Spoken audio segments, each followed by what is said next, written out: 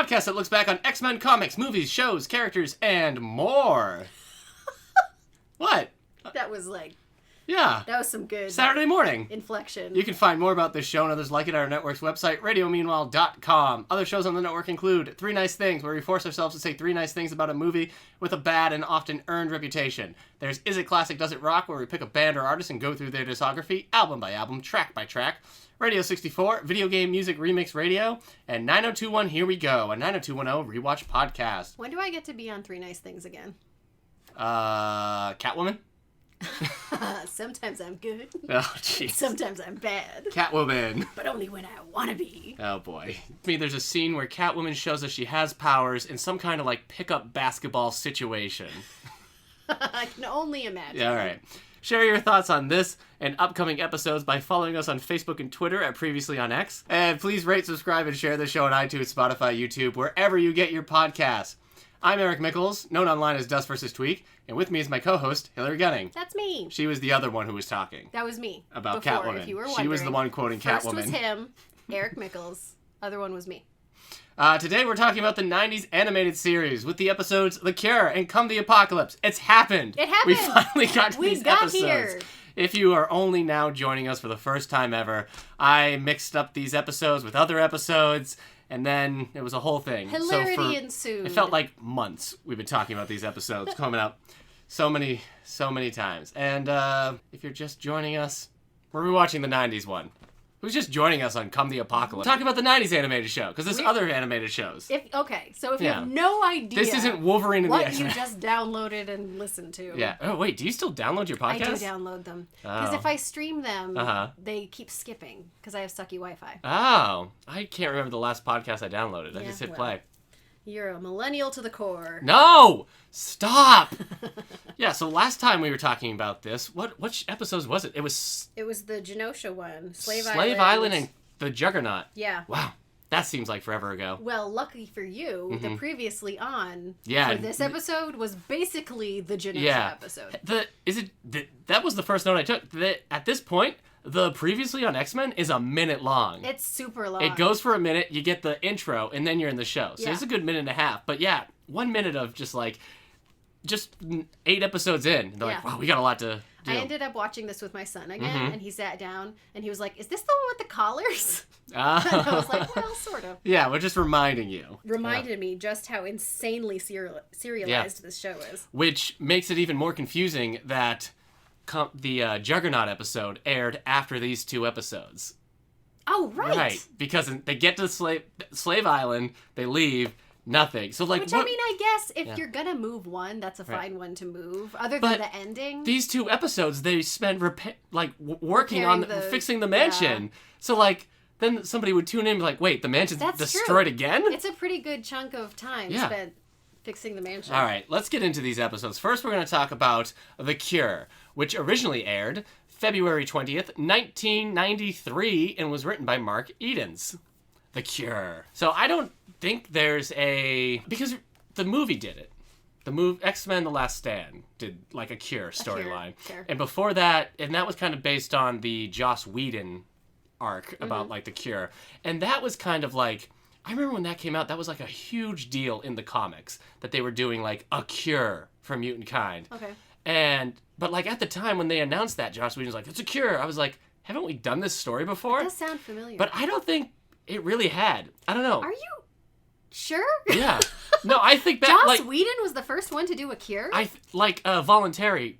I think they came up with power disruptors. Storm lost her powers once or twice, but I cannot think of a time where they're just we have a cure for being a mutant. I mean, I would have sworn that there was a major arc early on. Mm-mm. That's crazy. Yeah. I guess, original thing for the show there. Yeah, unless I'm incredibly wrong and there was a huge storyline for The Cure that I've either forgotten about or haven't read. All listeners are like, I'm not listening anymore. They don't know anything. I wanted to say we get our first new character, but no, we see Cable first. Cable's back. He's got his own theme music. He does? He's kind of got, I can't hum it right now, but whenever he shows up, it's da-na-na-na. I was excited to see Cable again. Yeah. I know that I've seen The Cure before, but I feel like I must have skimmed it or something because I don't remember seeing Cable this much. He's very much in it. Yeah. Yeah. He's like almost the antagonist. Yeah. In a lot of ways. Yeah, I was excited when he showed up. He's I think this is the last time we see him until season 2 with the legacy virus stuff. Oh yeah, see that's the kind of thing I associate him with. And but he shows up and he's like right. in a desert or something.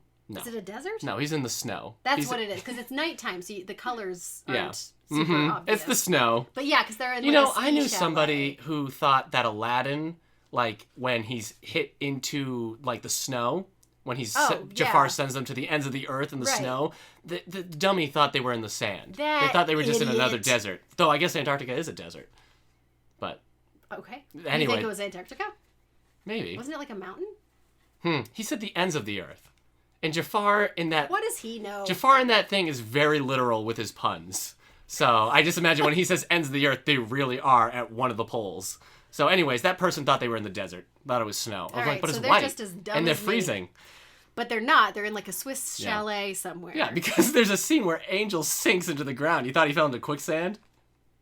No, I guess by that point I had realized. It's just that first shot because it's nighttime and I couldn't tell. And his music comes in. So I wrote down Cable in desert, but it wasn't. No. To be clear. Right. But then we go into the chalet and it's Warren and some Swiss lady who sounds like Jean. Maybe, Did you look it up? No. It's a hard... I couldn't find even a voice for Dr. Adler. Oh, weird. Yeah. But I don't know who it is. I mean, it could be. It could be Catherine Disher. Mm-hmm. Like, it sounded... Yeah. There were just like moments when I think there's a rule in voiceover work where you can get a voice actor to do one other uncredited role, and you don't have to pay them as an extra. Because they're uncredited? Well, they can do like one other scene, one other character. Oh. So like if you do by all means abuse all of the So like audio. If you watch like the Superman or Batman animated series, like if there's a guest voice actor, there's a good chance they're also just going to do like another voice for somebody because you don't have to pay them double. Interesting. Yeah. Well, I mean, I guess like if they're just in the studio. Yeah. But it's so funny because like Warren in the comics is this like playboy. Yeah. Like especially before he's blue and depressed. Yeah. Like in just his feathery form, he's kind of like a playboy. He's very charming. He enjoys being rich and all this stuff. So like in this scene, he's already in that brooding form. Yeah. He's like, at one point, he's like, you wouldn't want to get close to me if you knew what I was. Yeah, and even like, when he's like sitting there with this nice lady. They're drinking wine. It's nighttime. It's they're the at a fire. fireplace. Yeah, and she's like, Warren, this is nice. He's like, you should go home now. And I'm like, what were you planning tonight? It's just something just turned him. I didn't really know what was going on with him. But then when Cable shows up, because she jokes about it. She says something. Oh, well, like, maybe that's just how he is. Yeah, she says something as a joke. He's like, that's not funny. He's tormented. But Cable shows up.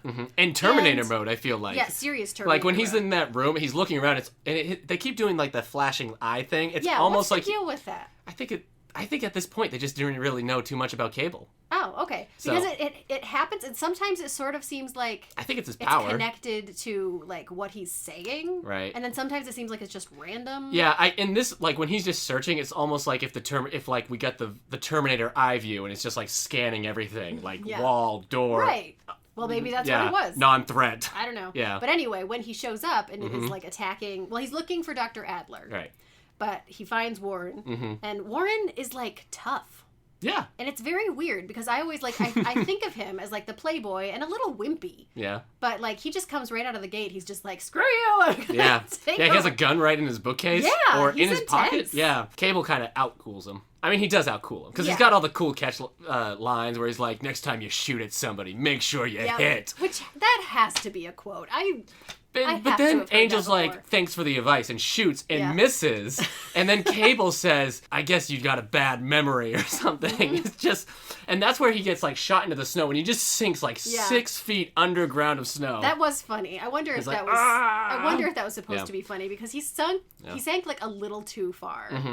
Yeah. Like it was just like just a he's beat disappearing, longer, so he can then like pop out with his wings. Oh yes, okay, I see. Cable uses a grenade on Angel because Angel is kind of like beating him up and everything. Right. But anyways, Cable's like out for the count. Angel's lady friend can't really see and shoots, and it's Angel, and it breaks Angel's heart. And Angel thinks that it's because he's a mutant. Because and she's he's got like, wings. I'm sorry, I didn't know. Yeah, that's the last time we ever see her again. Yep. Is that Candy? He flies away. I can't remember Angel's like girlfriend Did from you like say Candy? In the 60s, there was a girl named Candy, sounds but like I don't know if 60s that's name. originally.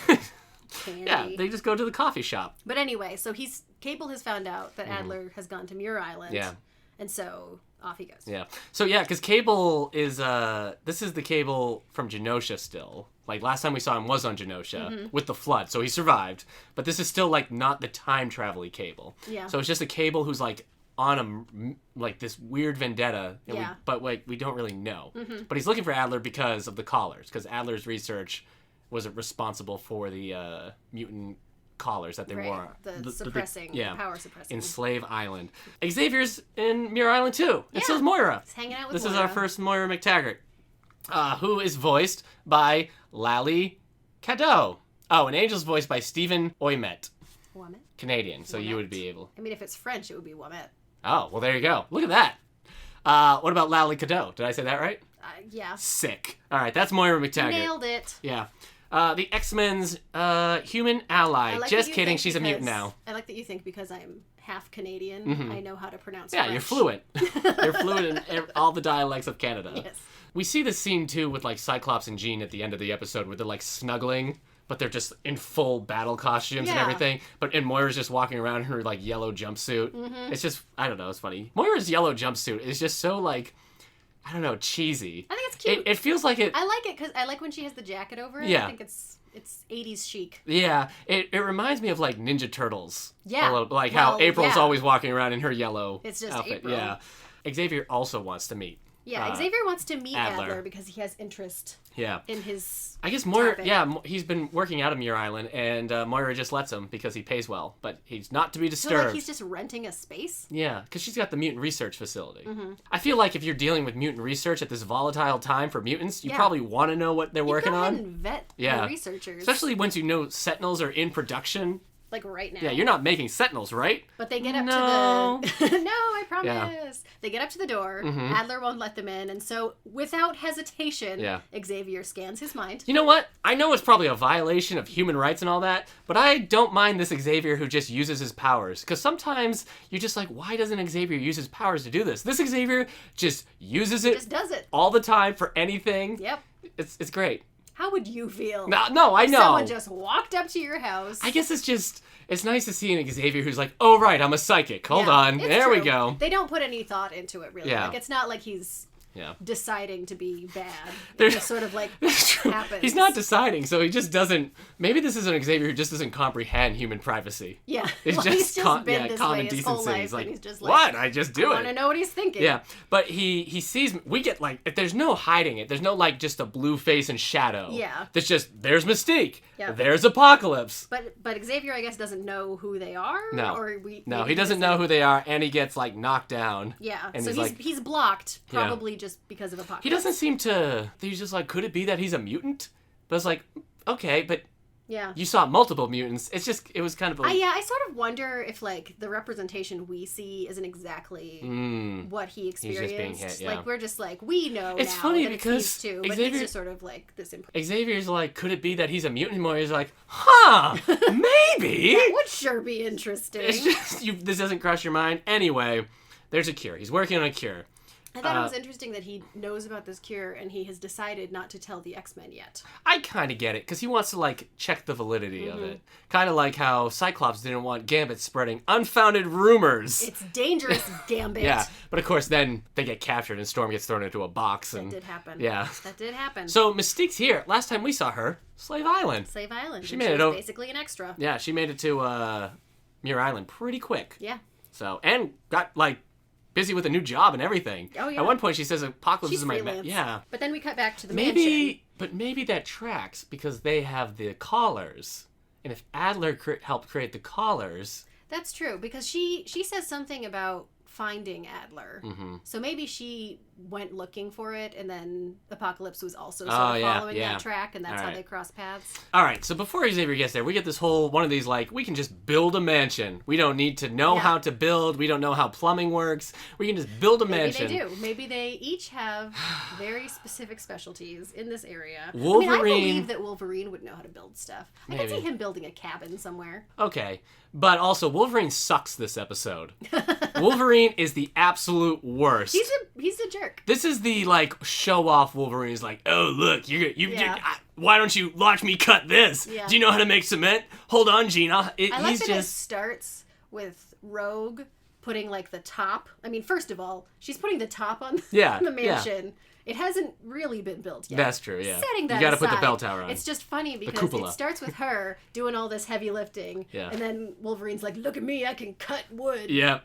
Yeah, he's showing, let me show you how it's done. It's just, because he's showing off to Gambit, he's showing off to Jean, and Jean just, like, that line where he's like, I like to work with my hands. She's like, I like to work with my mind. Totally, like, not, like, picking up on any of the vibes Wolverine is showing. Yeah, well, I was honestly a little disappointed at his delivery. Yeah. Because I thought that, I mean, like, I like to work with my hands, should have been, to Jean, you know what I mean? Yeah, like, all right, I get it. Like, if I had written that line, I would want it said in a little more maybe. Suggestive. All of Wolverine's deliveries are just so obnoxious in this scene. Yeah. But yeah, Jean's got that cool scene where she's just like, whoosha, nails into the wall. Yep. Storm, like, you're gonna want water. It's just like he's forgetting everybody else has powers. Yeah. And at the same time, he thinks everyone forgets he has claws. Look what I can do. Yeah, because when Gambit finally is like, this is stupid, I'm done with this crap, and like blows something up, and Wolverine's like, next time you're gonna deal with these, and the claws come out. It's just one of those scenes like, oh, does Wolverine have claws? Interesting. Yeah. And then at one point he's like, I should have known you'd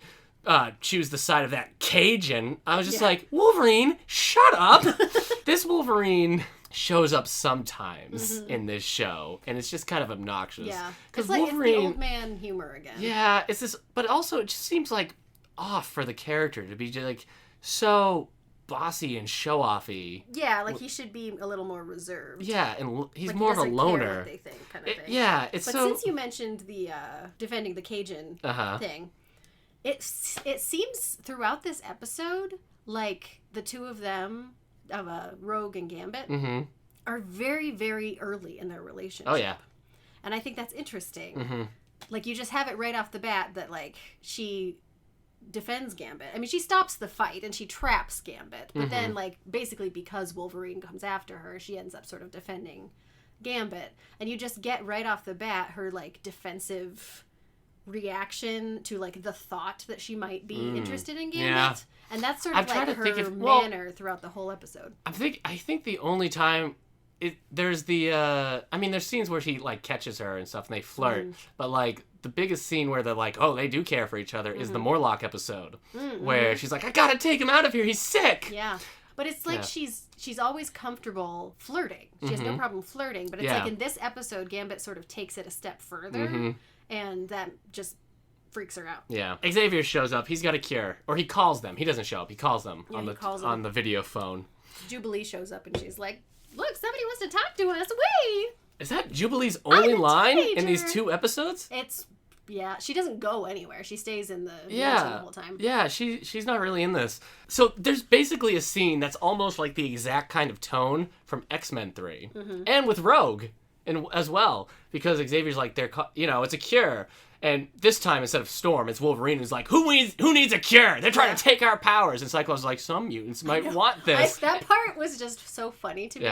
Because he's just sort of looming behind Rogue's chair. Yeah. And the delivery is just so, like awkwardly delicate.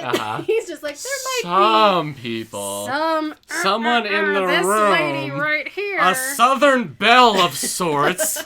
But it's also like in the X-Men scene where Storm's like, that's stupid. It's stupid if you want a cure. Because Wolverine's like, who? No deserters in this crowd. It's like, Rogue's right there. Not very Rogue, sensitive. Your friend Beast is in jail right now because of this. Like, you can have that understanding, like, ultimately, you know, we all stick together, whatever, but you have to be sensitive. It's so weird to their feelings. Because you think this episode and, like, the movie, and it's always with Rogue there. Yeah. It's like, obviously some people would want this cure. Yeah. But you could also, like, do this, like, the thing is, like, there is nothing wrong with you, but I can understand why people... Right, exactly. But there's always just this one person who has to be like, if they do it, they're garbage. Traitors, and I hate them. I feel like with Rogue in the cartoon, it makes a little more sense because I think it would be really, really easy, just, like, living your life, to sort of forget that she has something other than her strength and flight. Yeah. Because they're just so prominent. Yeah. So, like, if you're just having a conversation, I could understand not being, like,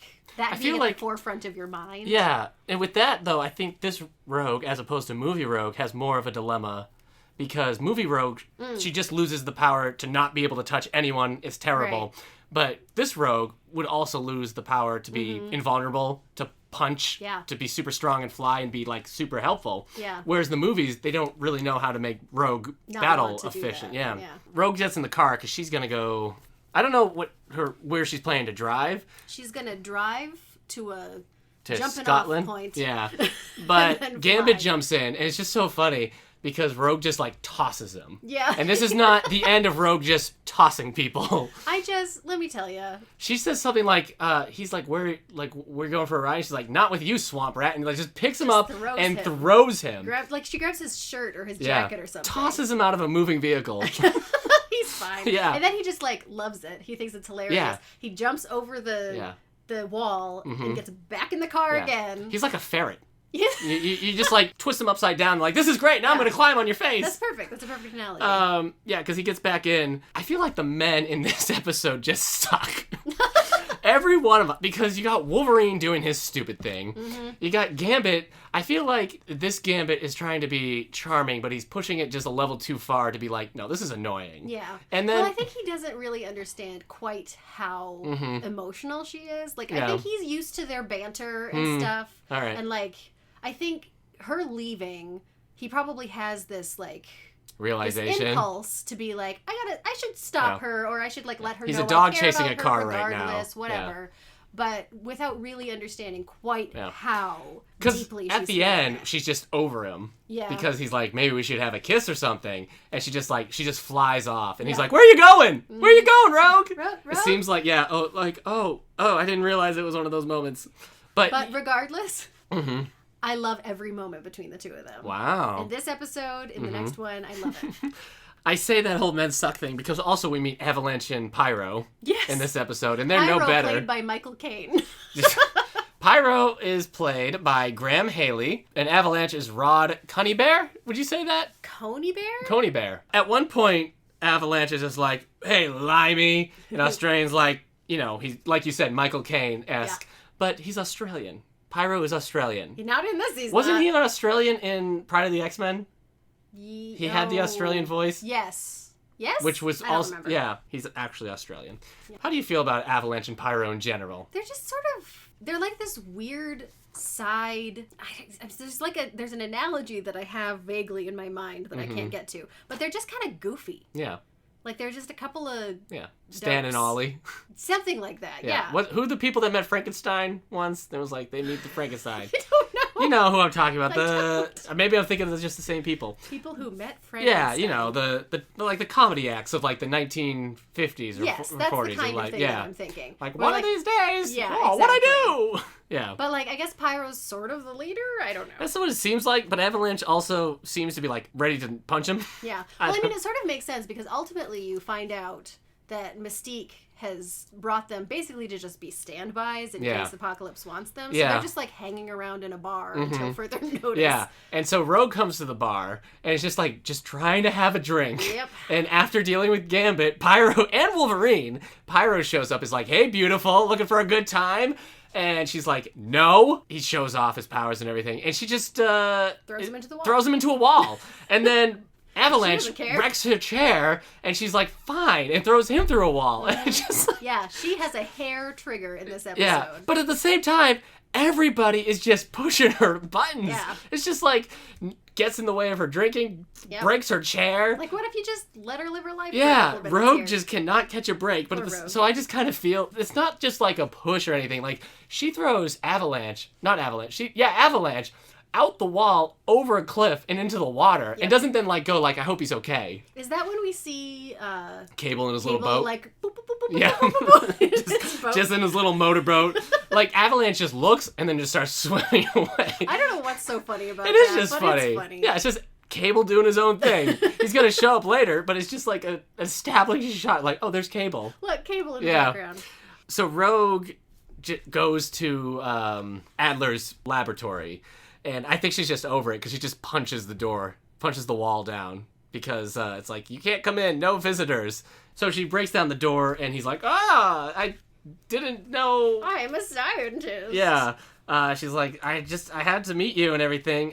Knowing that Adler is Mystique. When Adler is like, are you sure? You have both beauty and power. Why would you want to change? Mm-hmm. She's like, you don't know what it's like not to touch people. I thought, like, maybe Mystique was trying to protect Rogue. I get that impression. But when then later on, up, when Mystique's just going with it, I'm like, I guess not. Yeah.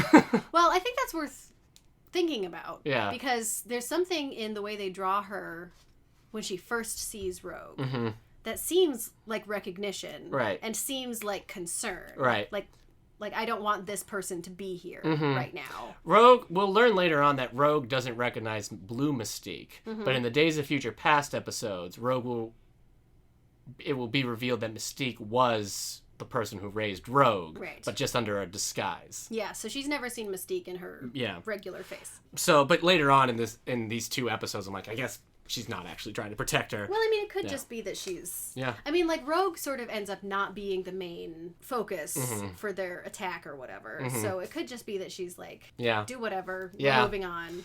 Mystique is voiced by Randall Carpenter. I think she gets recast in later seasons. Oh, yeah? Yeah. I liked this voice. I thought it was refreshingly normal. Mystique, again, she's there, but she's weirdly not... I don't know. Yeah. This version of Mystique is just so strange. She doesn't have a lot of agency. Yeah. And, like, whenever I mean, we talked extensively about Mystique in an earlier episode, but whenever I think about her, I think probably the most... Somebody who has her own agenda. Someone who has, exactly, who's, like, doing her own thing. Yeah. So now we've seen her twice with just the opposite of that.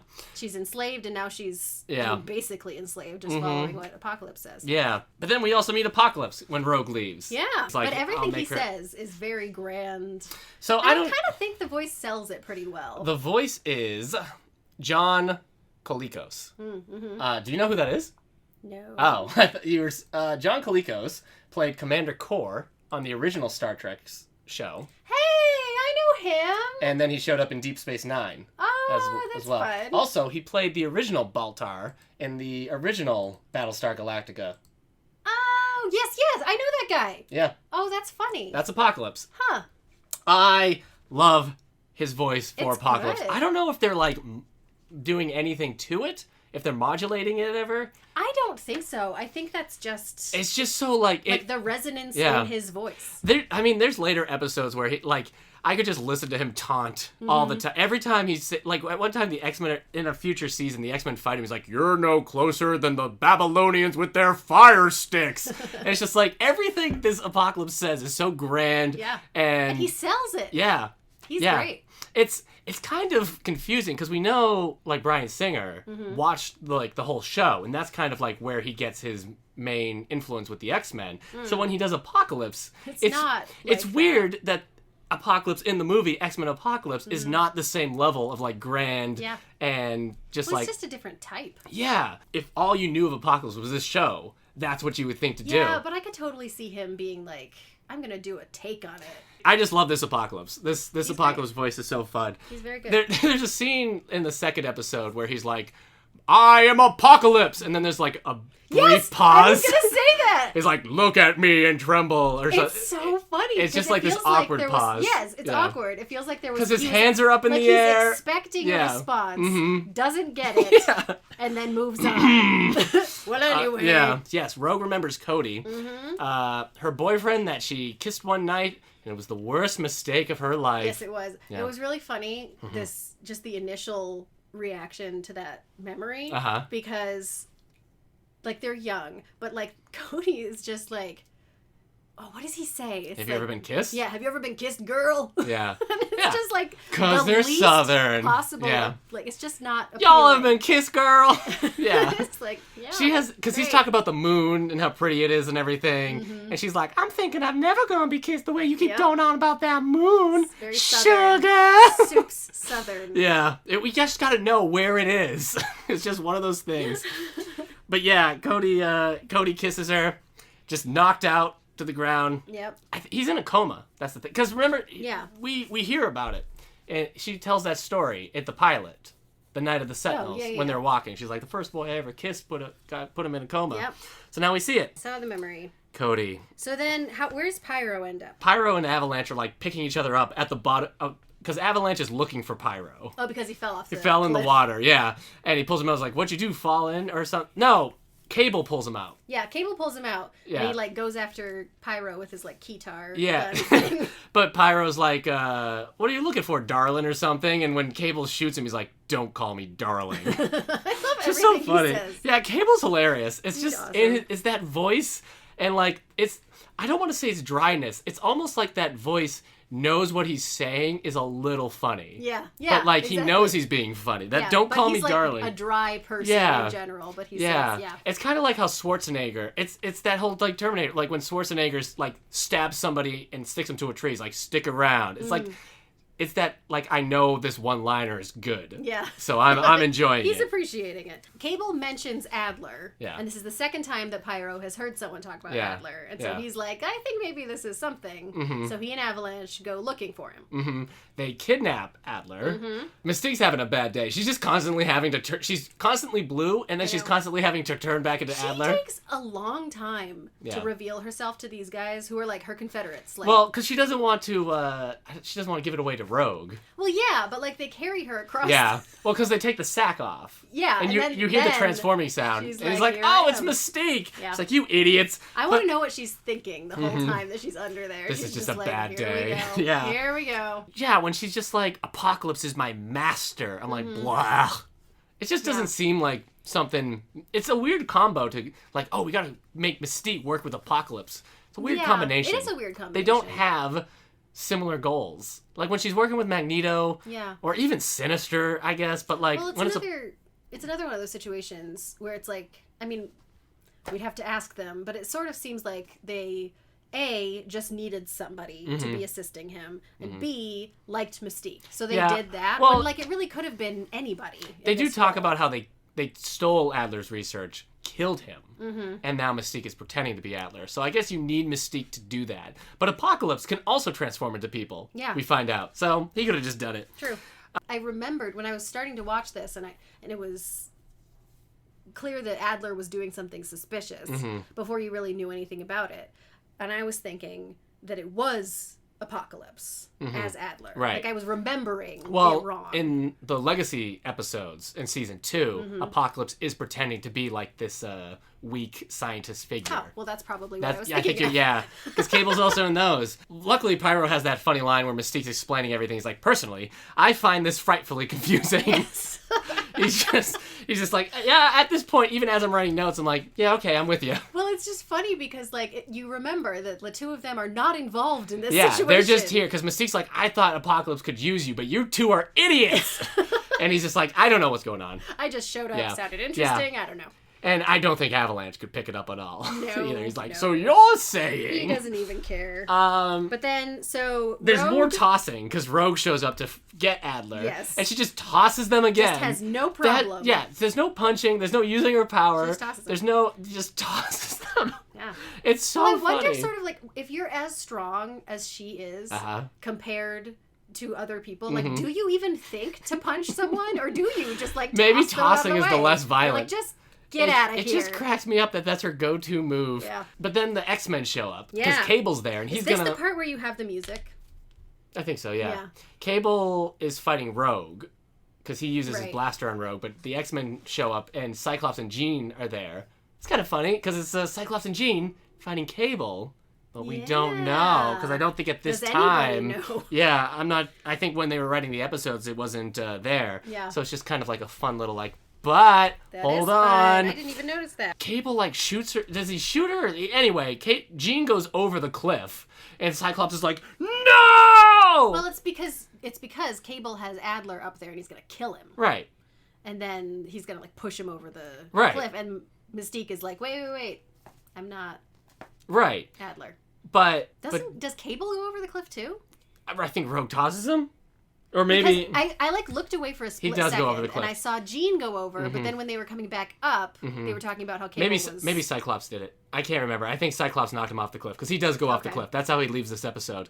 But when Jean is falling and Cyclops is like, "No!" I'm like, she can fly. Oh yeah. Jean can. She likes to work with her mind. but she's just falling. Rogue has She's to just save her. falling, right. And then when he gets her back, he's like, you don't know what this means to me, Rogue. Yeah, oh my word. I'm like, That she'd be was fine. dramatic. That was super dramatic. Rogue and has also, thrown... she was like a foot away from the water, and it was just water. Like, Yeah. it wasn't even like rocks. Also, this is the water and cliffs that Rogue has been throwing people off this whole episode. let's hope that They've it's all safe. been fine. Yep. Pyro and Avalanche Cyclops survived it. doesn't know that. He That's hasn't true. been watching He hasn't the seen anybody episode. go over yet. Yeah, this is his first time. He's like, oh, okay, I didn't realize this was totally safe. Yeah. Just all these jagged rocks. Silly me. So Rogue is sad, but she's content. Yeah, she's sort of like it's a little bit. It feels a little bit rushed because It's you don't very actually, quick, You yes. don't see her make the Mm-hmm. shift in her thinking, but it's not. I mean, I think she has a serenity in her delivery Yeah. that sort of makes it like okay, Yeah. she's decided. Her it's powers okay. are part of her. Yeah. That's who she is. She had a couple really good lines. She says, "There ain't no cure for who you are," Yeah. and she says, "I am my powers and the good they can do." Yeah, I thought because that she was a talks nice about one. how, like, she wouldn't have saved Jean without her powers. Yep. She wouldn't have tossed Avalanche through a wall without her powers. She wouldn't have tossed Pyro off a wouldn't have cliff been without the tossing power. anybody. Yeah, she would have had to, like, stop the car, open the door, and say, get out, Gambit, Yeah, like instead a of just loser. tossing him out. But it's like what you said. It's so the balance is so different for her than Yeah. it is for Rogue. Like movie without Rogue, that. yeah. Yeah. With these powers, she's, yeah. I mean, how many times have we seen Rogue's the one who's, like, the heavy Mm-hmm. and, like, getting people out, or, like, she comes in and, like, saves the day and Yeah. stuff. So, it also seems kind of rushed to do this type of story. Just season 1, like That's The true. Cure, and, like, 9 episodes in. It seems like a very rushed thing for both Rogue and... Yeah. Because, like, this is really the first... She's talked about it, but I think this is, like... I mean, this is her first, like... This is a Rogue episode. Yeah. And, like, the first episode that is really hammered home that, like, my powers suck. Yeah. That's true because it does seem like Yeah. if it had been 2 or 3 seasons Mhm. where like every now and then you had a Yeah. bit with Rogue being like, I wish I could, Mhm. or like just Rogue and Gambit Yeah. episodes where it ends up that they Yeah. can't do anything, so Yeah. whatever. Yeah, but there's none of that X3 crap with Rogue where she does go and get the cure, and it has, like, no Yeah. bearing on any plot or anything. She just does it. It just happened in the movie. Yeah. I think this was the very first episode I ever saw as a child. Really? I had spent the night at my uncle and aunt's, and I came out and was looking at their fish tank because they had a pretty cool fish tank, and they were watching this show, and I'm pretty sure the episode was like this bit where Apocalypse is like, that is why I must destroy it. Uh-huh. And so, like, when you see, like, Rogue traveling here and she's not with the X-Men, I think that's how it created that weird idea that, like, the X-Men are mutants who kind of work together, but they're never around. They're just all doing their own things. It was a weird... Which again, I would watch. Right, but, like, it was, like, this no-team situation. So, like, as a kid, like, that... And then, like, the episode I saw after that might have been the one where, like, Gambit and Jubilee were in the sewers looking for Wolverine. And so, like, I just had no concept of what this team was or what they did. Even looking at books, I'm like, are they ever together? Do they just, sometimes know each other? That's so funny. Anyway, that was me. That must have been, if it was 93, wow, I can put a date right there. February 93, I would have been, like, 6. Yeah, that's the I was right turning age 7. to be like formulating weird Yeah. concepts. Yeah, of shows. Yeah. Anyway. Totally. That was the episode. That was The Cure. I liked it. The Cure's a good episode. Yeah. Well, I think I have more to say about The Cure when we get to the end of Like this. at the end. The yeah. end of Come because the Apocalypse. It goes straight into It's called Come Apocalypse. the Apocalypse, but it is so much part 2. Oh yeah, It's 100%. It's because, like, we had Slave Island in the Juggernaut episode. They weren't really, like, they continued on, but they weren't, like, integral to each right. other. And we had the Morlock episode in Cold Comfort, and that wasn't like that. But this is a lot like how Enter Magneto and Deadly Reunions were very much, part 1 and 2. And this whole episode is just continuing on. If you had missed The Cure, I feel like you'd be a little lost. You'd have no idea. Yeah. Well, I feel like maybe the title is more referring to, like, rather than the character, the Apocalypse, the Right. actions Yeah. that he has. Because he basically is trying to bring the Apocalypse. Yeah. So I think But it's also probably, his name is but the also his Apocalypse, name is and now Apocalypse. he's having his coming out party. I'm the Apocalypse. Everybody Yeah, knows. come the Apocalypse. Come the Apocalypse. So there's a difference between Angel in this, besides, like, the Playboy feature, because it opens with Angel, he wants the cure. Yeah. He's ready to get the cure. He doesn't want his wings anymore. In the comics, during the Morlock massacre, the Marauders amputated, like, wrecked his rings. They, like, pinned him to the to a wall and just, like, ruined his wings. And it was pretty brutal. And then they had to be, like, amputated. So he just didn't have his wings. And he got very depressed when given the choice. He decided to have Apocalypse turn him into Archangel just so he could, like, fly again. So he could have his powers. Very different. Whereas in this one, yeah, it's the, like, get rid of my powers. Right. So it's... Well, see, then this ends up being more tragic because he wants to be trying normal. to get the cure. Right. And he ends up it's sort of like Beast in First Class. Yeah. How he tries to cure Or himself, but then gets more evidently mutant. Yeah. Same thing happens here. Yeah. The movies love the cure after X-Men 3. They love having, like, little pieces of cures. Angel finds out, I made a mistake. Because Mystique's like, mwahaha! Yeah. So he's going to get instead of losing his powers, he's going to get more powers. And he gets pinned down. And Apocalypse has a great line because he wants her to turn up the intensity because he says, I want to hear the cries of a future being born. Yeah. I mean, the writers... so this episode was aired February 27, 1993. It was written by Michael Edens, a sibling of Mark Edens. What? Yeah. Just brothers working together on the X-Men show. Doing a little round robin? Yeah. I love it. But I have to imagine, like, the writers, when it comes to Apocalypse, they just be like, it's the same thing. yes. It's like when you're writing for Beast. Yeah. Like, you just get to You get play to do with all it. your quotes and everything. It's like, I remember reading Hemingway. Ha-ha! But with this one, they're just like, because, like, they try to make most of the characters, like, realistic, down to earth. But Apocalypse, they can just be like, he's crazy. We're just going to make him, talk everything like, I shall bring the sun down. There will be no dawn for man. All these, like... The kind of writing you're like, don't do that for Magneto or something. But like Apocalypse just can do it. Yeah, that's his mutant power. It's part of the reason why Apocalypse the movie is so unsatisfying because this cartoon Apocalypse, he's got all his powers. His hands are cannons or shields. He can go big or small. He can transform. He's got this big verbose voice. It just makes the movie so unsatisfying. How is he controlling sand? He doesn't control sand. Not at all. No, he doesn't control sand. We'll talk about that when we get to it. We got a couple of movies to go to get to Apocalypse. Stop saying that. It's not fascinating. They're all at Muir Island, like Jean and Cyclops and Rogue and Xavier, and they're at the bar where Angel shows up. He's like, "Look, everything's great. You don't have to be a mutant."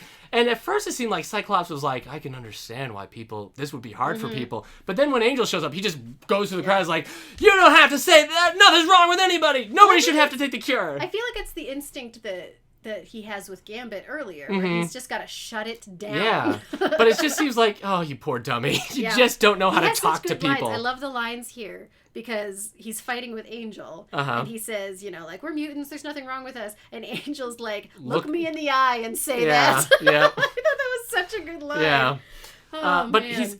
Xavier, it seems like Xavier always has to stop Cyclops. He's like, now, Cyclops. Yeah. Just this, we know he grew up in the orphanage and everything, but did he grow up around other kids? Did he grow up around people? Well, maybe his way of coping was to try to control every situation. That's true, yeah. I like Xavier's talk about mutants. It's kind of a sad conversation about the mutants who are angry and like throwing stuff. He's like, they have not learned to accept their powers in this world and everything. And it is kind of sad. Like they haven't come to terms with it. They haven't accepted that this is their lot. They're still angry about it. It was a really sad moment because again, I was watching this with my son, 5-year-old, and they were in that scene. And Xavier is sort of like talking about how sad it is. With the flower girl. The girl touches a flower and it wilts. And there's just like this moment of silence. And then Weston looks at me and he was like, that was sad. I was like, oh, yeah, yes, it is sad. But it's Mystique who's pretending to be. Yeah, which was a Angel. surprise. Yeah. I couldn't. She's still there. Like I was sort of waiting for it to turn, like it was Angel, and then he was gonna like Mystique. start to transform. But yeah, it was Mystique. Yeah, because Angel's full Archangel He's form. Archangel Blue, now. metal wings. Your favorite version of Angel. I do like him that way. Yeah. Poor Angel. He's so sad when he's like this, though. I know. But he looks so cool. Yeah. I think when I first started getting into comics, it's true. When I first got into comics, he was blue, but he had feather wings because in the 90s, the metal shedded and his feather wings were underneath. Oh, okay. But he was still blue. Yeah. But then, like, fairly quickly after I got into comics, like in 2000, 2001 or whatnot, his color was also drained away, so he was just back to normal. Oh, lucky him. But yeah, as a kid, I'm like, I like Archangel because he's got metal wings and he's BA. It's cool, man. Yeah, it's his sad state. Now he's like Archangel. He hasn't been sad yet in the episode. Now I think he can like go back and forth between the two. Weird. Yeah, sometimes comics need to end. They just go on too long, and then you just get to this point where nothing's fun anymore. But yeah, Archangel. So he's Archangel for the rest of the series. Yeah. He never gets to be normal again. Nope. Which I'm okay with. I don't love reversing this kind of thing. Like, Yeah. I feel like it happens. You deal with it. Yeah. You know. Plague from the Morlocks is in Yeah. this episode. Yeah. I saw her and I was like, is that? Yeah. And it was. Yep, it was Plague. She's the one who made Gambit sick. And then Right, Rogue had to fly him out. And then we see the Horsemen of the Apocalypse as Apocalypse like narrates the whole transformation of all three of these. Yeah. She's like, okay, we've got pestilence. We've got famine. We've got, who do we need? War. We got war. We got war. Yeah. And you're going to be death. Yep. You're death now. Yeah. Like the three totally makes sense. And then it's Archangel. It's Death. It's death. He's the Archangel of Death. Death. In the comics, there's a part of me that likes the Horsemen, like these three Horsemen with Archangel. But then it was always kind of fun to like mix like known villains and heroes and make them Apocalypse. Like the movie does, where it's like it's Psylocke and Magneto and Storm. Like that's kind of a fun thing to do. But also, sometimes I just like the bowl cut war. Yeah, well, I guess I do like, there's some, is it later that it's different people for the Horsemen? In the movie. No, I'm thinking of something before I saw the movie. Comics. It must be the comics. Yeah. But yeah, I like when it's sort of an assortment. Yeah. That's all. Well, those thoughts kind of died off there. Neither one of us had much We'll passion about the Horsemen of the just Apocalypse. Peter out Yeah. there. So then it cuts back to the bar again. Do you think it's always the same bar? Yeah. It's the one bar The on only Muir bar Island. on Muir I Island? imagine Muir Island, I mean, if it's just an island with a research facility, I imagine there's just one bar. has But where's one. everybody when they're not in this bar? How come that it's not filled with nerds? What? If it's like a research facility. Oh, you think there should just be a bunch of scientists? Yeah. Where you're like, my algebra has shown that the Yes, formula there's a lot. for... There is a lot of algebra. I'm just saying, genetic you want a bunch of research. people arguing like, your formula for mutant redundancy is... I'm just gonna let you keep going. No, stop. I'm I just don't gonna have let- nerd talk. Go ahead. Oh, But really? anyway, Yeah. They're back in this nerd bar, and they're playing pool. But there aren't nerds. Boy, Gambit is coming on strong again. Yeah, I feel like it's insecurity, you know? You like, think Gambit's insecure? sort of, like with her, because like she and he had a certain dynamic, and now all of a sudden, because she's sort of like heightened about this cure thing, she is just completely pushing him out. And so I feel like in response to that, he's coming on strong. Right. Yeah. I get that. I've been there. I've done that. You think somebody's upset, so you keep making them more upset, Yeah, thinking just like push and push. If I'm gonna get them so angry, they come out the other side, and then they're happy and then again. it's fun. That's yeah. how You're digging emotions yourself out of a hole. Right. No, they're not at the bar. They're in the mansion. Are they in the mansion? Yeah, they're in the mansion because when Jean messes up Gambit's pool thing, Storm's there. She's like, just because it's called a rec room doesn't mean you need to wreck it. I honestly... Hi, everybody. like, I'm Storm. That was was fun we just had, wasn't it? It was, I mean, it's a super, super cheesy joke. Yeah. But I loved it. Gambit's line at the end was pretty funny, too. It's like, Storm makes jokes now. So... It was such a good, like, the pacing of that scene, I feel like, is really, really good. Which we've talked about before. The camaraderie with these people is great. I guess there is, because Gambit says, like, he flirts again. He says that thing was like, maybe we should like make a wager or something. Maybe winner gets a kiss or something. Right. And Rogue has that moment where she just has to blink. Yeah. And then she's mad again. She's like, I will kill you. Yeah, I will toss you out this building. And it's just like the three women just like gang up on him. Yeah. It's Good. just fun. It's just fun. Gambit's been obnoxious. Luckily, Wolverine is less obnoxious in this episode. He's done showing off. Yes. So I guess wherever Wolverine went between these two episodes, it cooled him off. I go where I wanna go. Yeah, the rec room. They're watching TV. They're watching the peace accords. They're talking about weapon disarmament. Yeah, but like they're talking about like when it comes to the speech, it's just this guy being like, "So how do we disarm mutants?" And that's all just like about that. Yeah. And I had sort of forgotten what this was, and so I was like, "Is this some weird like bigot conference?" And they were like, "The peace conference." Yeah. Okay. But then it turns out, guess what? Apocalypse, he was a gargoyle. Yeah, that was weird. He can make himself look Is like that things. a thing? Does he? Sometimes. Okay. If Mystique can be the I mean, it's Statue a of good Liberty, entrance. She can't, though. then if she can be a bird, She Apocalypse can't, can be a though. gargoyle. It would have been great if he had like, popped up with like, "And we live again!" from Gargoyles. The show. I The love animated that show. story, Gargoyles. I love that show. I guess this was before that, though. So Apocalypse interrupts the peace conference. Boy, does Everybody's he. freaking out. he just, yeah. And Archangel takes out a helicopter. Yeah, I thought that was Archangel cool. is... He's out for blood. It's Xavier's line is like, "It's my worst fear, a mutant mad with power." And then he says, "We have to stop Apocalypse now." Yep. I just love the dumb jokes. Yeah, because he talks about how, like, Magneto and the human conspirators, at least they could be appealed to. Not Apocalypse. He's unreasonable. My favorite part of that moment is that they're watching all of this insanity happen on the screen, and, like, Apocalypse is growing giant, and there's 5 horsemen of the apocalypse. 4. There's 4. Whatever. And then it just cuts back to Xavier, and he's just like, This is what I've been afraid of. This specific thing. It's my worst fear. What about humans capturing us and dismembering us? This is the thing. No, but like if they I've been like waiting for what happened this to to Wolverine? He happen. was captured and he's Forget surgery. it. He doesn't That have a could memory. happen to anybody. Okay. But he's mad with power. He has a Stonehenge base. After he messes up, Yeah. they don't find him there because he like messes with these piece of cords, and then he just leaves and goes back to his Stonehenge base. Because Mystique is at the lab. yeah, right. They all go to stop the Horsemen, but Rogue is sent by Xavier to go talk to Adler because he Yeah. recognizes Archangel as Warren. Yeah, I wonder why he sent her specifically. Like, is it her power? Or is it like he thinks that she can connect with him? Like, what's the deal? I guess she's already talked to Adler. She's already had interactions with Adler and That's everything, true. and she was. I guess I would be kind of concerned because she's in such a fragile state. I think she's better in this Throw her episode. back. She Yeah. definitely is. Like, it turns out to Yeah. be fine. But, like, if I were in a position to choose one of 7 Right. people, Yeah. it might not be her. Unless he's thinking, I'm going to force her to confront. Oh yeah, The it's a teaching situation. moment. It's He's a always teaching teaching. moment. You He never likes to not teach. teaching when you're a teacher. Everything. This is his Freedom Riders moment. I don't The know what X-Men that are means. his Freedom Riders. I don't know what that Like when means. Hilary Swank in the Freedom Riders, she teaches a bunch of kids who are You know, like Hilary Swank. yeah. When the kids This are is at a risk, thing we all know and about she Hilary teaches Swank. them how to write. Is this a movie? Yeah, Freedom Riders with Hilary Swank.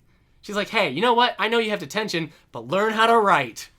She saves him. Freedom Riders. Good for her, Or man. it's her. It's his Mr. Holland's opus. There we go. See, that I know. That I know. Anyway, this is why I think Mystique doesn't track as she will in 2 episodes, because Rogue's like, we gotta. Apocalypse isn't gonna be happy when he finds out that you betrayed him, and she's like, who's gonna tell him? And then he tries to That's shoot true. him. That's true. Unless she knows. But no, because she says that line. It's a bit confusing. It is. But I wonder if they Different don't episodes. really have it Yeah. nailed down quite yet. But I mean, Um, it could be because she destroys the machine. So it could be that like her ultimate goal is to destroy the machine. Because maybe she knows she can't. Like the gun won't hurt Rogue. Yeah. I don't know. I don't know. Yeah, we cut back to the X-Men fighting now, just the Horsemen, and Pestilence is. They knock Pestilence down, and she just falls from the sky and just like Yes. dead drops onto a bus. It's like you watch her fall for She's like, quite a long time. "Ah!" And I was like, oh, weird. How are they going to catch her? If they can't touch Boom. it, they don't. Yeah, and she's just like, ah. Yep. But it's also funny because at one point Wolverine grabs War's horse, and then it also falls, and this also does the same Well, kind of no, drop no. into a car. No, he grabs him and then he makes a dad joke. Yeah, he says But, that, being- why are we getting carried away, Yeah. huh? Gene! Gene, did you hear that? I made a joke! I like to work with my mind! Nope. But false. then Gambit, okay, so then Yeah. Because at somebody, the end, like, there's when a he town- lands, he says, some people can't take a joke. Yes. Like, everybody loves these jokes. We love him, and we love him from you, Wolverine. But then something's falling on Wolverine. Gambit saves him. Mm-hmm. There was less of a moment there than I kind of thought there would be because so much of the first episode Oh, my word. was like them being mad at Yeah. each other. Wolverine was ready to So dismember. yeah, like weirdly Behead aggressive. Gambit, yeah. But like in this episode, I sort of felt like there would be like, well, thanks. No. I guess we're friends now. Because or something. Gambit blows up the thing and it kind of still creates an explosion. Wolverine's like, thanks. I think. If that was Cyclops, he would have been like, thanks, dick. He would never be so crass. So then we're at Stonehenge. Yeah, Rogue is there. Rogue gets there first. Yeah. So Rogue is fighting Apocalypse by herself. He's doing his speeches and everything. Doesn't it seem like that would be a cool fight? Yeah, Rogue versus. I mean, she'd be outclassed. Well, yeah, but like she's so mobile and tough, and like there are things she could hit him with, that kind of thing. They didn't really do any of that. Hit him with some Stonehenge. Yeah. Ooh. Yeah. She doesn't know who built Stonehenge, but she's gonna wreck it. Stonehenge. Yeah. Not like It Apocalypse. is a historical monument. Yeah. And he says something like, no, I'll destroy all of you, or like, no one can defeat me. And Cyclops like, we beg to differ. And then there's like that just cool like pan of like, here's the X-Men. And they're all like posing, but then they all sort of like shift a little bit to be like, I'm ready to fight. Yep. They have a big fight. Big fight. Versus the, because they ended up, the X-Men followed the Horsemen. So they have a big fight. Apocalypse. Yeah, see, that's interesting. I really like the structuring of this episode because you have them all end up there from different places. Because Rogue gets there because she went to Muir Island and then got directed the here X-Men to followed find the Horsemen. Yeah, so it's just it's layered. I like it. It's a layer, yeah. Apocalypse has that like just that really cool delivery where like I think Cyclops knocks him down. Anyway, he's on the ground. He's just like, destroy them. He's just so like happy about it. He's like he just got caught. He has a secret. It's like, Horsemen, destroy them. And so meanwhile, the Horsemen are here because they've already been defeated by the X-Men. Yeah, I mean, I get it. You're pestilence and famine, but like, she controls the weather. Yeah, right? So, what are you going to do? Honestly. Yeah. War is like the only one. War and Archangel are like the only ones. What does War do? Sometimes he controls missiles. Okay. And sometimes he does shockwaves. I couldn't figure it out. But then Rogue in the background is taking off her gloves. Yep. Because she's going to take care of Archangel the situation. is mad with he's crazy. He's crazy. And he seems pretty powerful. I mean, he's got those crazy darts. He's got, the shooty things. Yeah. She sneaks up behind him, grabs his face, does her scream, Yep. turns blue. Yeah, and that's then a weird. He doesn't change, No. but he suddenly He snaps out of it. Yeah, the evil. We're found out. He's like, no, there's been enough death. Ah! Yeah, and so then Archangel is the one who turns the tide against the Horsemen. Yeah, because he defeats the Horsemen, and Apocalypse is like, no, you are not worthy. You're not worthy. And then he retreats. He sinks into the ground and then shoots up into a spaceship and then is gone. Bye. Never to be seen again. Season 2. He's never... Season 2. Almost never to be... but then Rogue has a cool line. I wrote down a lot of cool lines in these 2 episodes. Are you the one where she's talking to Angel? Yeah. Yeah, when she says, I took the... Oh, yeah, if you wrote it down. Yeah, I wrote it down. She says, I took the evil away when I touched you. It's part of me now. Yeah. That will come up. There's another episode called Obsession that deals with Archangel hating Apocalypse, and like Rogue is trying to connect with him because of that, because of this episode. So there's continuity from this way later. So yeah, that's a big thing. What was the other cool line? That was it. I thought you said there were other lines. No, I mean like throughout. There were a lot of lines. Yeah, Rogue's that great I these wanted 2 to write episodes. down, just from everybody. Yeah. It was well written. So good job, Eden's brothers. Yeah, the Eden brothers got it. But then Angel just leave. He's like, I hope you can handle it better than I did. Yeah, and then off he goes. Fly away. End of the episode.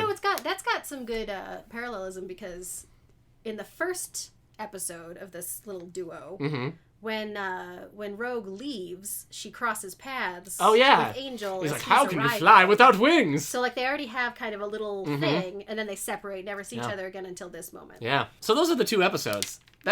I think these might be my favorite episodes so far. Gasp! I do. All right. I think they're great. I think they're really well written. I think the dialogue is strong. I think the characterization is pretty strong. I mean, there are weaknesses. Gee, I wonder if it has anything to do with these 2 episodes being Rogue episodes. I can't imagine. Yeah. But she's more than one-liners in these episodes. No, I know. In the early ones, she's great. Yeah. Because she's funny. Yeah.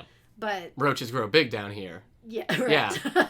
But, yeah, she's not just sassy. She's got her pathos and she's still strong. Yeah. Yeah. She's great. No, she's great. Yeah, I love Rogue. And she's great in these episodes. I think, for me, it kind of reminds me of the structure of Enter Magneto in Deadly Reunions. Because I feel like come the apocalypse is less interesting to me. And I think it's because the stakes are less personal. Yes. I mean, they become personal with Archangel, but because Rogue has already dealt with things, it's much more they're dealing with Apocalypse, whereas The Cure has just a lot more character stuff going on. And you've got Cable in there doing his thing, riding around his little Cable's boat. just in that He's just episode. riding around in his boat.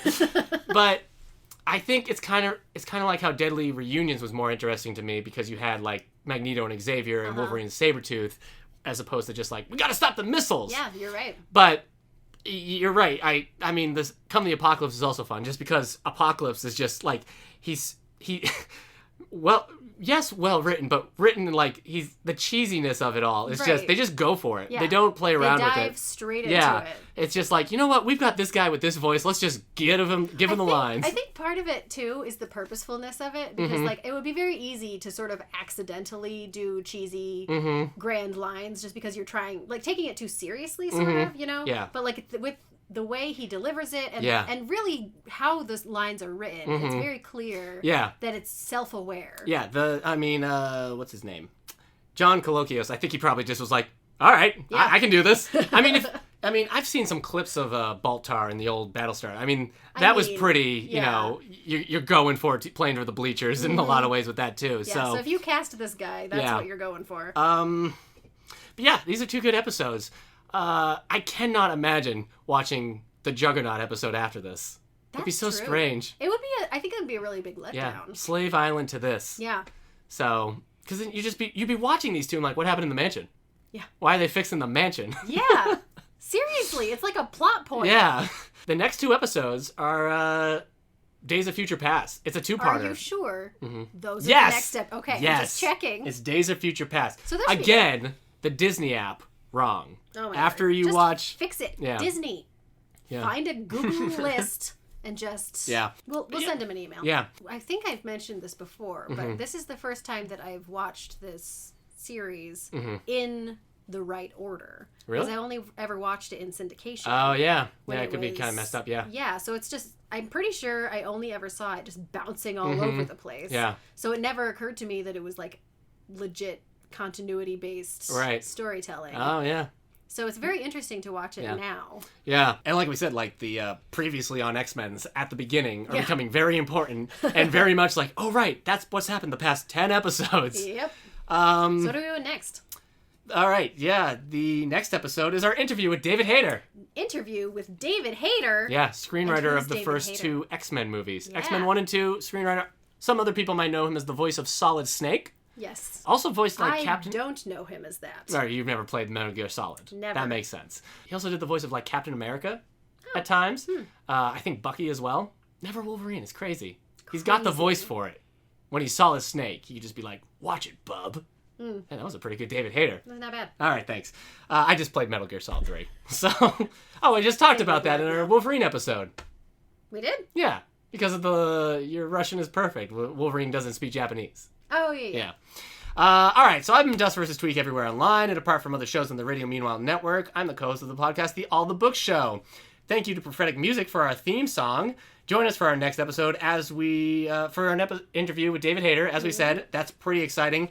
And then we got like a two-parter, our own two-parter, Days of Future Past. Yeah. We've got the movie and the episodes. We couldn't have timed that if we wanted to. They're lining But it just right happened. up. You know what? Yeah. We did it on purpose. Oh, wow. Is that the story we're going for? Yeah. All right. Yep. It's cool. I said it, and they'll believe it. Yeah. So that'll be fun. We're doing the movie first. We're going to reverse order. Right, yeah. Yeah. All the Days of Future Past are different because the comics is Kitty Pryde, the cartoon is Bishop, the movie is Wolverine, who gets Runs sent through back. the thing, yeah, Yeah. okay. Again, you can find more about this show and others like it at our network's website, radiomeanwhile.com. Please follow us on Facebook and Twitter at Previously on X. And please rate, subscribe, and share the show on iTunes, Spotify, YouTube, wherever you get your podcast. Thank you for listening. Bye.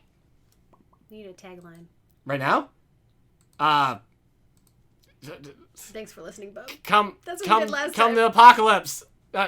Goodbye, the apocalypse. Goodbye, Yeah, that's goodbye, the one. apocalypse. That's the one. Whew. Boy, that was a panicky moment.